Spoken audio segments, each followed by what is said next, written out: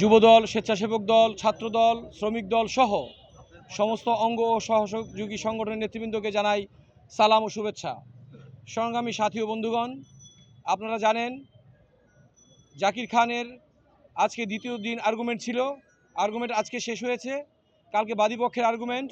আমরা আপনাদের কাছে দোয়া প্রার্থী, ইনশাআল্লাহ জাকির খান সসম্মানে মুক্তি পাবে আপনাদের দোয়ায়, মহান রাব্বুল আলামিনের অশেষ মেহেরবানিতে।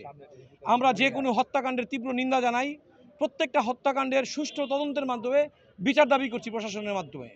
কিন্তু কাউকে হয়রানি করা কিংবা রাজনৈতিক প্রতিহিংসা স্বীকার করে কাউকে জেলে আটকিয়ে রাখা, প্রতিহিংসার মাধ্যমে তাকে ঘায়েল করার যে ঘৃণ্য নকশা ষড়যন্ত্র চলছে, তার তীব্র প্রতিবাদ জানাই আমরা। সেই সাথে উপস্থিত জনতা এবং আমাদের রাজনৈতিক কর্মী ভাইদের কাছে আকুল আবেদন, আপনারা সবাই দোয়া করবেন। আমি জাকির খানের বন্ধু মহলের পক্ষ থেকে আপনাদের সবার কাছে দোয়া প্রার্থী, জাকির যেন সুষ্ঠু বিচার পায় এবং অচিরেই আমাদের মাঝে ফিরে আসে। ধন্যবাদ সবাইকে।